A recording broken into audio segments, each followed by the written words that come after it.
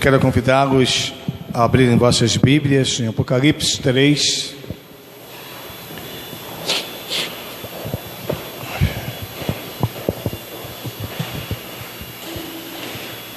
É a última carta de Deus à igreja em sua totalidade, ou à igreja em todos os tempos. Amém? Apocalipse capítulo 3. Vamos ler nesse instante o versículo 20. Assim está escrito: eis que estou à porta e bato. Se alguém ouvir a minha voz e abrir a porta, entrarei em sua casa e com ele cearei e ele comigo. Papai, tua igreja ainda está nessa terra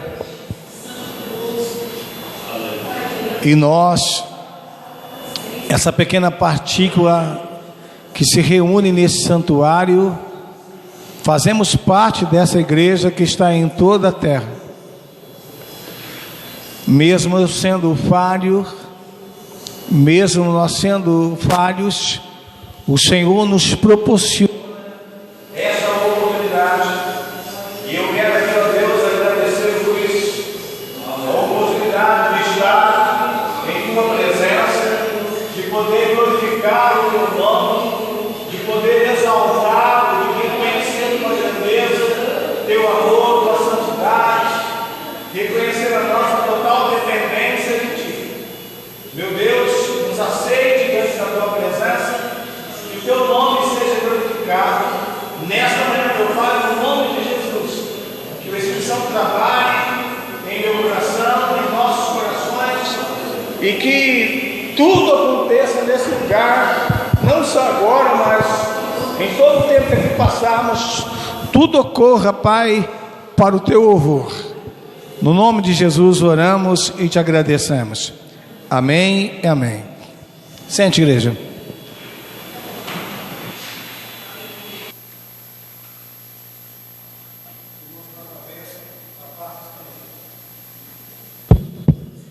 Eu quero agradecer a Deus por estarmos juntos aqui mais uma vez, expressar minha gratidão a Ele por o que Ele tem feito. E nessa manhã, irmãos, eu quero conversar um pouquinho com vocês sobre graça, uma palavra essencial, e quero tentar ser bastante objetivo. E eu sempre, quando estou nessa posição de transmitir a mensagem, o parâmetro que eu utilizo é a palavra de Deus, amém? Sempre a palavra de Deus. O exemplo é Jesus Cristo, mas a pessoa que eu mais observo sou eu mesmo. Eu sempre observo a minha vida diariamente diante de Deus. Eu sempre observo o quanto eu sou limitado e quanto eu sou dependente dessa graça. Amém, irmãos? E eu tenho certeza que não só eu, mas todos nós. Mas de uma forma bastante resumida, essa semana eu recebi um contato via WhatsApp de uma das ovelhas que eu pastoreei. E quem estava aqui na oração ao amanhecer desse sábado, aqui às 8 horas da manhã, eu cheguei aqui um pouquinho depois das 8, ainda fui pegar uma parte da oração. Eu mencionei o que porventura essa ovelha me falou. Essa ovelha me disse o seguinte: pastor, você não vai acreditar. E eu perguntei o que aconteceu. E resumindo, irmãos, sem ser detalhista, ela me falava do irmão dela. Irmão esse que de alguma forma pertence a essa igreja visível, mas essa igreja que está vivendo talvez o pior momento da história dela. Se você parar para ler as Escrituras, principalmente o livro do Apocalipse, o livro do Apocalipse foi escrito há cerca de 2.000 anos, ou seja, aproximadamente 1.900 anos atrás. Esse livro do Apocalipse é a última revelação de Deus à igreja. E por ser a última revelação de Deus à igreja, essa geração, se ela não for a última, presta atenção nisso, se ela não for a última geração de crentes, ela é praticamente a última.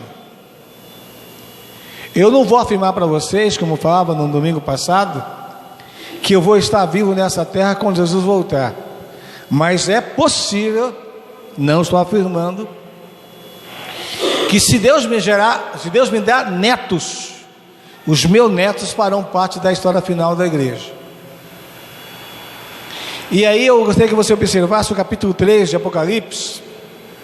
Aí eu vou completar o que foi que eu ouvi dessa irmã e vamos tentar trabalhar o assunto de hoje. Amém, irmãos? Apocalipse 3, versículo 14. Ao anjo da igreja de Laodiceia escreve. Isso diz o Amém, a testemunha fiel e verdadeira, o princípio da criação de quem? Ou seja, a base da criação de Deus, o porquê da criação existir, é essa pessoa aí que está no versículo 14. E quem é essa pessoa? É Jesus Cristo. O próprio Senhor da igreja, ele orienta João a escrever a quem? Ao anjo da igreja. Se você vai ler Apocalipse e entender quem é o anjo da igreja, o anjo da igreja são os pastores. Os pastores de todos os tempos são o anjo da igreja. Ou seja, é o anjo da igreja em Laodiceia, em Éfeso, e cada local aonde a igreja está, são os pastores que são os anjos da igreja. Talvez você tenha um pouco de dúvida, eu sei que todos já leram isso comigo, mas talvez nem todos se lembram. Então eu gostaria que você me ajudasse lendo Malaquias, só para confirmar o que eu acabei de mencionar. Malaquias capítulo 2. E aí, se você tiver uma Bíblia que vai me ajudar, então você confirma aí aqui o que eu acabei de mencionar. Malaquias capítulo 2. Os irmãos já acharam? Malaquias é o último livro do Velho Testamento. E lá no capítulo 2 está escrito o seguinte: pois os lábios, versículo 7. Malaquias 2, versículo 7. Antes de Mateus está Malaquias. Pois os lábios do sacerdote devem guardar o conhecimento, e da sua boca devem os homens procurar a instrução, porque ele é o mensageiro do Senhor dos Exércitos, ou o anjo do Senhor. Alguma Bíblia está a palavra anjo aí? Tem alguém com a palavra anjo? Está aí a nossa irmã Stephanie com a palavra anjo. Então guarde isso: o sacerdote ou o pastor, ele é o anjo da igreja. Ele não é o Senhor da igreja. O Senhor da igreja é o sumo pastor. O Senhor da igreja é Jesus Cristo. Amém, irmãos? Só que voltando ao Apocalipse, por favor. Apocalipse capítulo 3.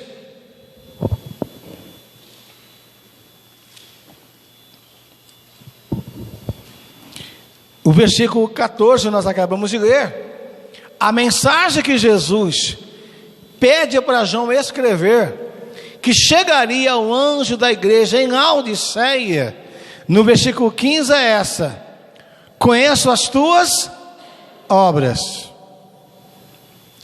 que não és frio nem quente. Quem dera fosses frio ou quente. 16. Assim, porque és morno e não és frio nem quente, eu te vomitarei da minha boca. Essa mensagem de Jesus para a igreja é uma mensagem muito dura. Só que se você não entender que essa mensagem é dura, mas está revestida de graça,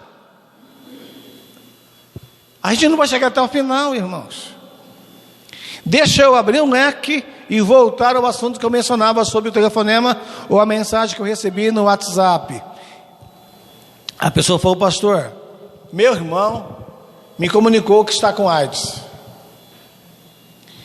Eu não vou entrar em detalhes sobre esse caso, porque não é conveniente que eu entre em detalhe. Mas como eu não sei como está a pessoa hoje, esse jovem, eu conheci esse jovem pessoalmente.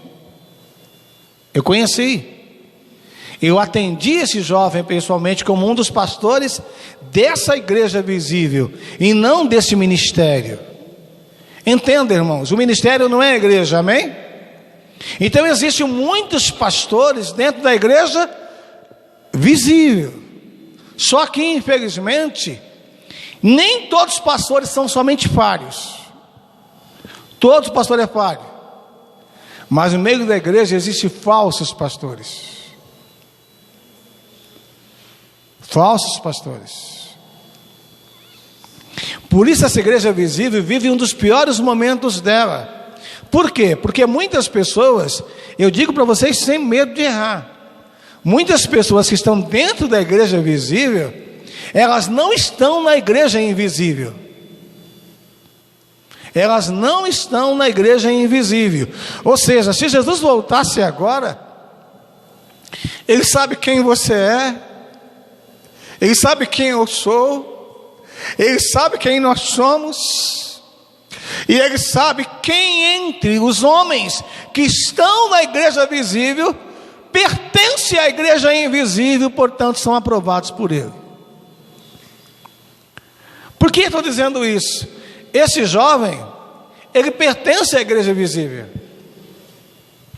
Ele pertence à igreja visível. E esse jovem dizia para mim, alguns anos atrás, quanto tempo não importa, ele falou: pastor, eu pertenço à igreja e o meu pastor é homossexual. Ou seja, é nessa igreja visível, onde tudo está acontecendo hoje, que Jesus olha para ela e diz o seguinte, eu vou usar um exemplo aqui, ele diz assim, ó: eu estou batendo porque eu estou de fora.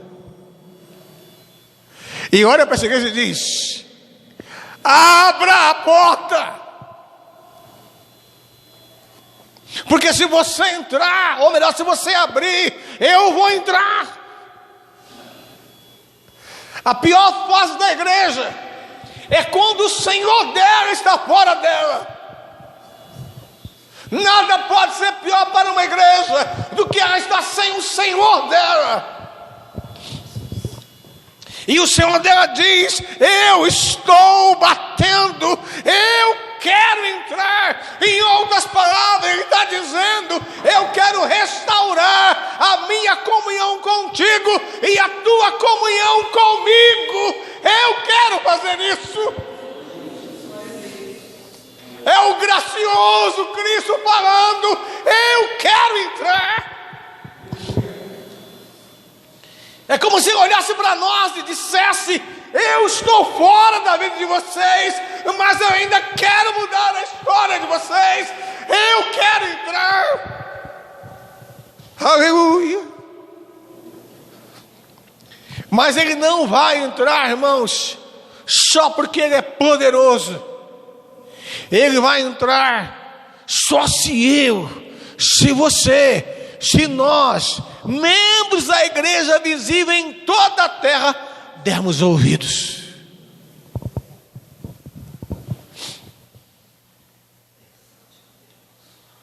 E aí, resumindo, por que a graça é uma palavra essencial? Porque o grande problema da igreja visível em todos os tempos, guarda isso, irmãos, em todos os tempos, só que o tempo que passou já passou. Davi, por exemplo, viveu uma luta contra a carne. Se você vai ao moto oficial da SOFAP, quem está lá em Salmo 90? Apesar do escritor pode não ter sido Davi, quem diz o moto da SOFAP? E seja sobre nós a graça do Senhor nosso Deus. Se não fosse a graça, eu não estaria aqui, irmãos.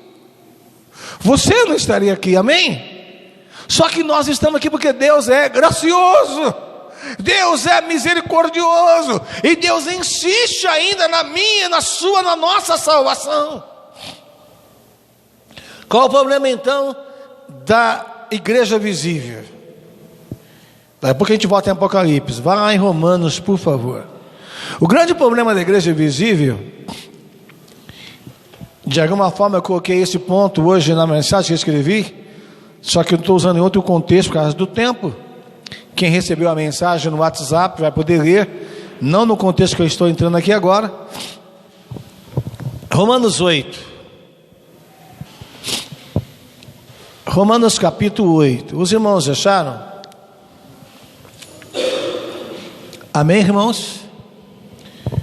Romanos 8, versículo 7. A inclinação da carne, em outras palavras, os desejos da minha carne, os desejos da nossa carne, é inimizade contra Deus, pois não é sujeita a quê? A lei de quem, irmãos? De Deus, nem em verdade o pode ser. Ou seja, não há um cristão na igreja visível, pode ser pai de 40, 50, 60, 80 anos, portanto, quem tem essa idade um pouco mais avançada, além de ser pai, pode ser avô ou avó. Não há um único cristão cuja carne se volta à lei de Deus. Não há nenhum. A nossa carne é sempre contra a lei de Deus. Só que a lei de Deus, ela representa, ou melhor, ela manifesta a vontade de Deus aos homens. E se não for pela graça, eu não vou entender isso e muito menos viver isso. Abra Tito, por favor. Tito capítulo 2. Tito 2.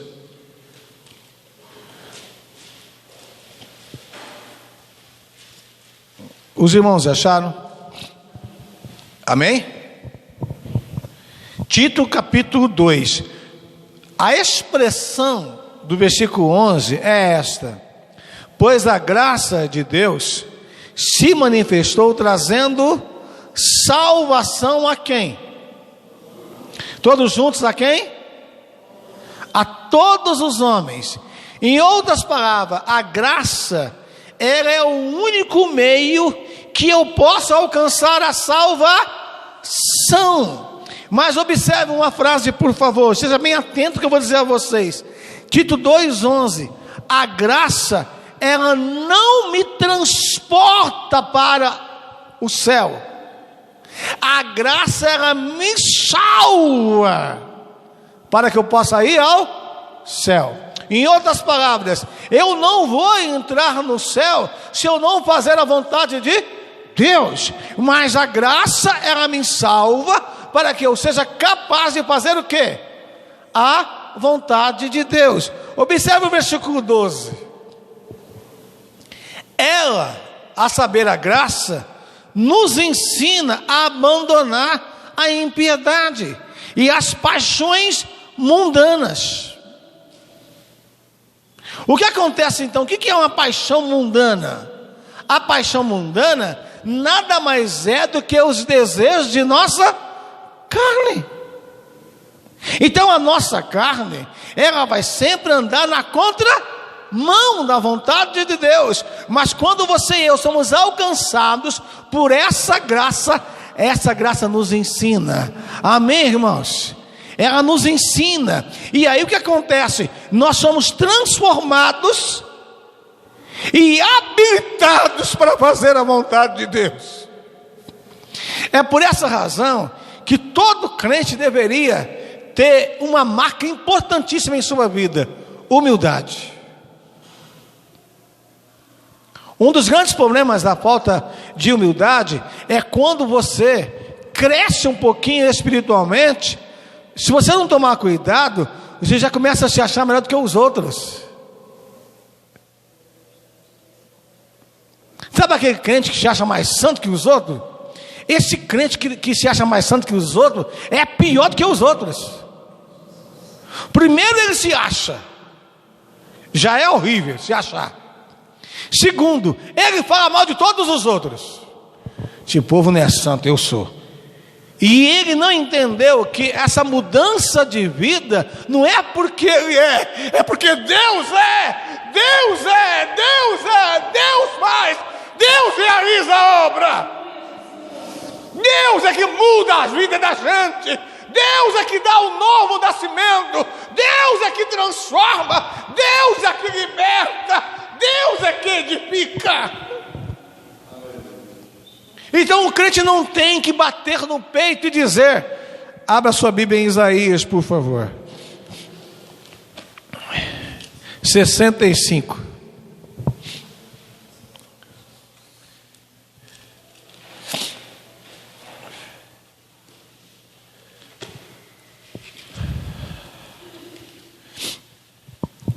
Isaías 65.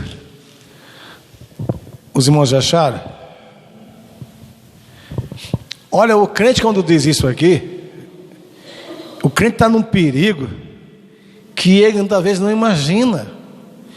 E como de alguma forma já passei por esse pensamento que a carne traz para a gente, eu quero ler com vocês Isaías 65. Os irmãos já acharam? Vamos lá, versículo 1. Fui buscado dos que não perguntavam por mim, fui achado daqueles que não me buscavam. A um povo que não invocava o meu nome, eu disse: eis-me aqui, eis-me aqui. 2. Estendi as mãos o dia todo a um povo rebelde. Olha bem, um povo rebelde, que caminha por caminho que não é bom, após os seus próprios pensamentos. Olha o 3 que Deus está dizendo: povo que me irrita continuamente. Você imagina Deus dizendo: ó, esse povo me irrita. Ele, apesar de amar a gente, ele diz: esse povo me irrita. Irrita por quê? Olha lá: sacrificando em jardins e queimando incenso sobre altares e tijolos. Em outras palavras, na época o povo praticava idolatria, e hoje não está sendo diferente. Pode não queimar incenso, mas que tem de crente idólatra hoje é brincadeira. O texto continua, versículo 4: que se assenta junto às sepulturas e passa as noites em lugares secretos, que come carne de porco e cujo prato contém caldo de coisas abomináveis, e que diz: afasta-te, não te aproximes de mim, pois sou mais santo que tu. Esses são fumaça no meu nariz, um fogo que arde o dia todo. Então imagine só a fumaça no nariz da gente. É perturbador, não é? Deus está dizendo para mim: vocês são assim. Agora você olha o contexto desse assunto. É Deus orando para o povo e dizendo: não está bom assim. Não está bom assim. Quando você vai para Apocalipse, qual é a mensagem de Jesus para a igreja? Ó, eu conheço o que vocês estão fazendo. Eu sei que vocês não são nem quente e nem frio. Em outras palavras, vocês não decidem o que vocês realmente querem. Vocês não decidem, em outras palavras, pelo diabo ou por mim. Irmãos, não pode. Eu tenho que me converter a cada dia. O crente em cima do muro é o crente. Deixa eu usar uma simbologia aqui. Eu conheço algumas pessoas, e talvez você se encaixe nesse grupo de pessoas, que não gosta de esporte, nem gosta de futebol especificamente falando, mas quando assiste futebol, você torce para o time que está ganhando, ou torce para o time que faz o gol. O da direita faz o gol, você grita. O da esquerda faz gol, você grita também. Ou seja, você não sabe para quem está torcendo. Tem muito crente assim. Ele não sabe que time ele está jogando. Se ele está jogando no time de Deus ou no time do diabo. Aí você fala: pastor, o que é jogar no time do diabo? Eu tenho que falar com vocês. Eu não tenho como perder tempo, irmãos. A coisa está séria. Olha bem, o que é jogar no time do diabo? É quando você começa a dizer isso aqui. Presta atenção. Malaquias. Tem muitos crentes dizendo isso. E esse tipo de crente, que está espalhado pelo mundo, é um crente perigoso. Mas ainda Deus ama esse crente ainda.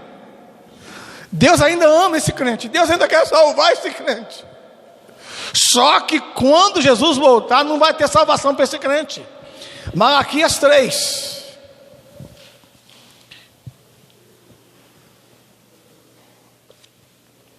Os irmãos acharam? Malaquias 3, versículo 13. As vossas palavras foram agressivas para mim. Diz quem? Diz o Senhor. Mas vós dizeis: que temos falado contra ti? Versículo 14. Vós dizeis: inútil é servir a Deus.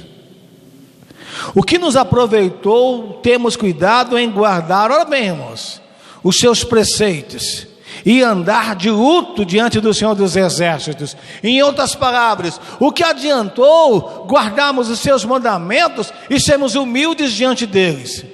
O que adiantou sermos humildes? Versículo seguinte: agora, porém, nós consideramos bem-aventurados os soberbos. Os que cometem impiedade certamente prosperam, e até os que tentam ao Senhor escapam.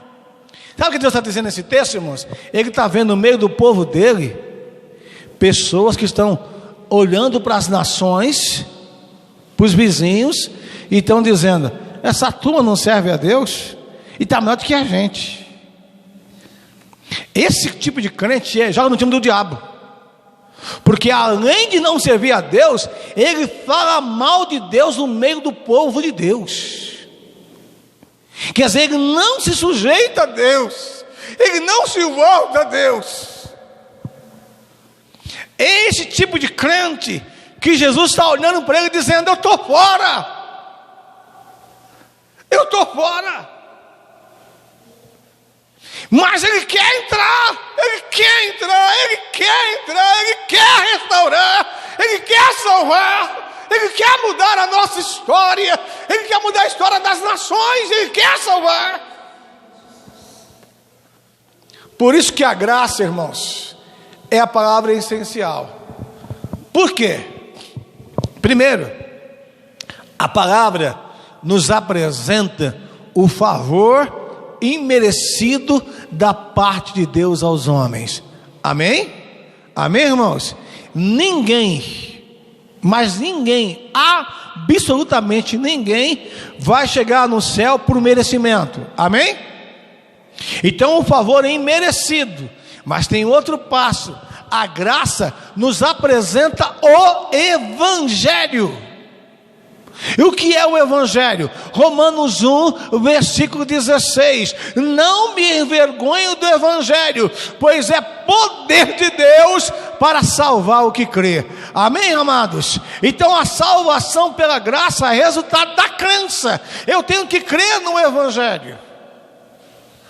Não é merecimento, é uma graça que me leva a crer no Evangelho. Primeiro, favor imerecido. Segundo, o ouvir o Evangelho. Qual é o terceiro ponto que a graça me apresenta? Irmãos, guarde isso. Antes de fechar, vou repetir. Primeiro ponto, a graça é um favor imerecido. Amém? Amém, irmãos? Qual é o segundo? A graça me traz o Evangelho Salvador, que é a palavra de Deus. E qual o terceiro? Abra Hebreus. Hebreus 5.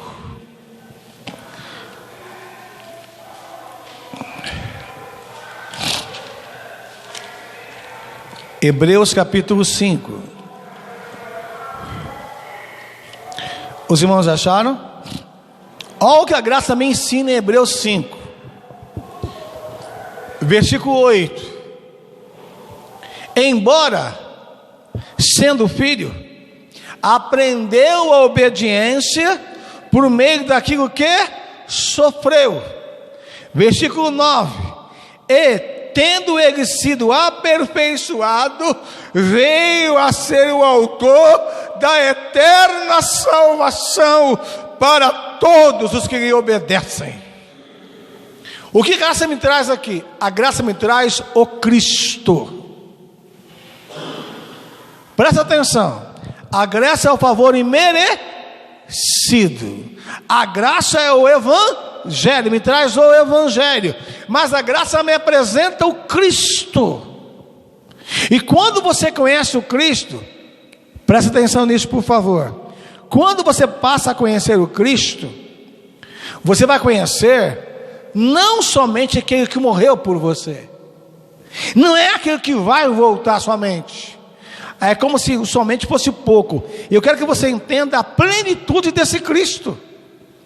Quando você conhece o Cristo, ao capítulo 4 de Hebreus. Olha o capítulo 4 de Hebreus. Amém? 14.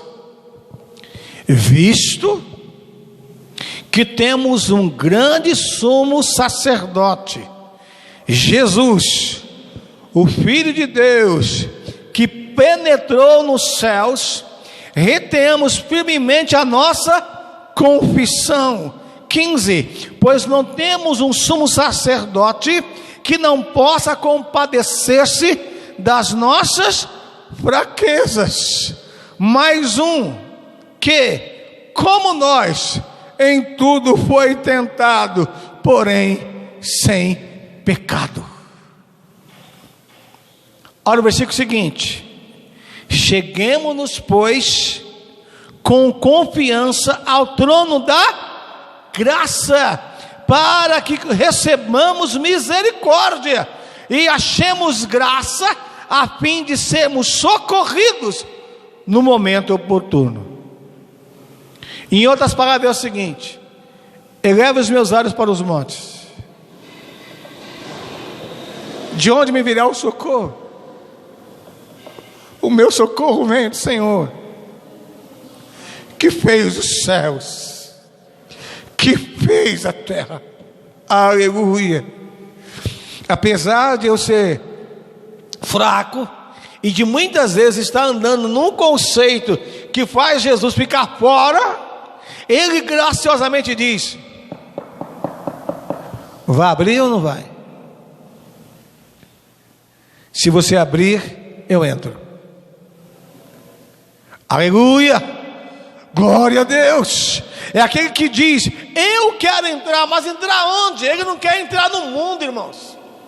Ele está falando da igreja. O anjo da igreja escreve como que dizendo: a minha igreja precisa da minha presença. A minha igreja precisa de mim. A minha igreja precisa ouvir a minha voz. Portanto, quem tem ouvido, ouça o que o Espírito diz às igrejas. Voltem a Apocalipse 3.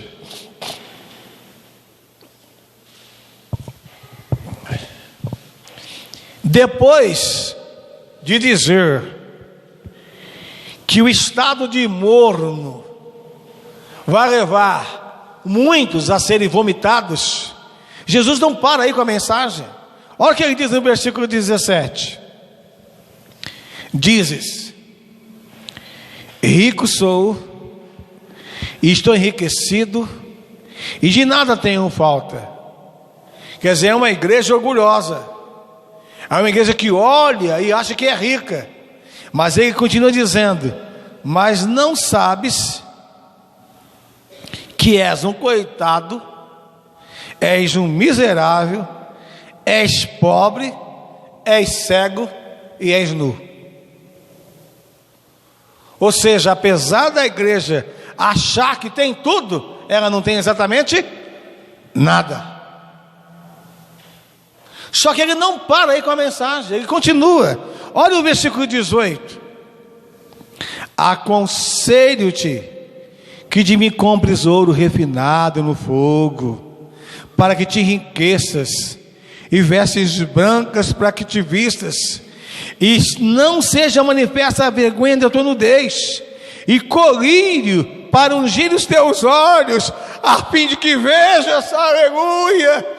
Ele está dando a mensagem de esperança, irmãos. Mesmo no caos da igreja, a mensagem de Cristo é uma mensagem de esperança. Quando chega no 19, ele diz: eu repreendo e castigo a todos quanto amo. Percebe? Apesar do caos da igreja, ele está dizendo: eu te amo, igreja. Aleluia. Eu te amo, igreja. Eu amo você, igreja. Você está cega, você está nua, você está pobre, mas eu quero enriquecer você. Eu quero vestir você, igreja. É essa a mensagem que ele dá para a igreja. Eu não quero deixar você perdida, igreja. Eu quero entrar, eu quero restaurar a tua história, igreja. Aí ele chega no 20 e diz o que eu li no início: estou batendo. Vai abrir a porta para que eu entre? Vai abrir a porta para que haja comunhão entre eu e você? E quando ele termina o versículo 20, da forma que foi traduzido para nós, ele entra no 21. Olha o 21. Ao que vencer, darei o direito de assentar-se comigo no meu trono, assim como eu venci, aleluia, e me assentei com meu Pai no seu trono. Você percebeu que o versículo 20 fala de uma comunhão restaurada, mas o 21 fala de vitória, aleluia, fala de abundância na presença de Deus, fala de vida eterna, fala de estar para sempre na presença de Deus. Só que ele sabe que tudo vai depender do quê? Do 22. Quem tem ouvidos, ouça o que o Espírito diz às igrejas. Irmãos, por favor, observe esse detalhe. Deus não tem igrejas. Deus só tem a igreja. Amém? E para você entender, já estou terminando hoje, por que diz as igrejas? Porque na época as cartas foram enviadas para 7 igrejas da Ásia. Essas 7 igrejas representam a igreja em todos os tempos. Amém? Portanto, se fosse escrita hoje, poderia ser escrita assim: olha, a igreja que está, por exemplo, na América do Sul, a igreja que está, por exemplo, na cidade de São Paulo, no país chamado Brasil. A carta poderia ser escrita assim. Amém, irmãos? Porque a igreja está em toda a terra. Então a mensagem de Deus é para quem? É para mim que estou aqui hoje. É para você que está aqui hoje. Aleluia! Bendito seja o nome do Senhor. Deus olha para você, Deus olha para mim, sabe como nós estamos, e Ele manda uma mensagem graciosa. Ela tem a parte dura, porque é a parte da advertência, mas tem a parte de restauração, que revela o amor dele para comigo e para com você. É o Deus que não, Deus, irmão, Deus não negocia valores. Quando Deus diz assim, ó, eu me irrito, Ele está dizendo o seguinte: o que você está fazendo não me agrada, só que eu te amo. Amém? Eu te amo, só que eu estou do lado de fora. Eu quero entrar outra vez. Eu quero restauração. E aí, como que a gente finaliza essa mensagem de hoje? Por favor, olha o capítulo 2 de Apocalipse.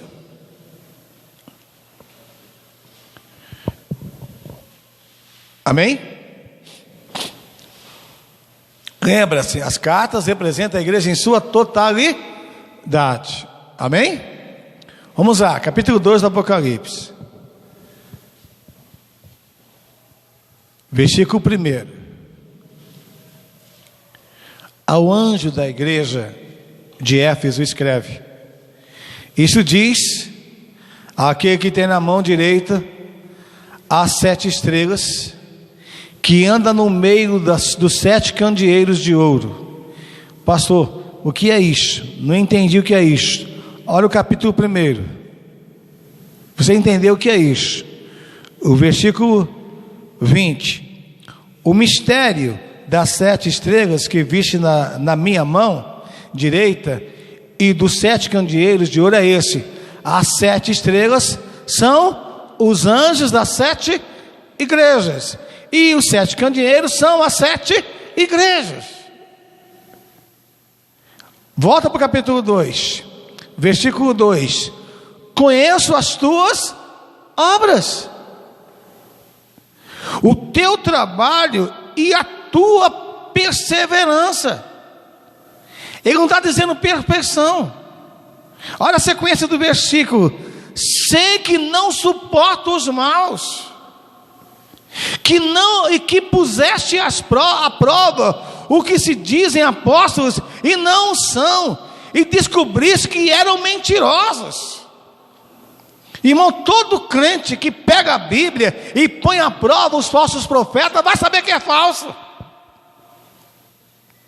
Só que essa igreja, olha o versículo 3: tens perseverança, e por causa do meu nome sofresse, mas não desfalecesses. O que está dizendo? Eu estou vendo vocês, eu sei que vocês estão perseverando, mas eu sei que vocês estão sofrendo por isso. Só que vocês estão perdendo algo. O que vocês estão perdendo? Olha o versículo seguinte: tenho, porém, contra ti que deixasses o teu primeiro amor. É por isso que a igreja em Apocalipse 3 está perdida, porque ela perde o foco, ela perde o amor.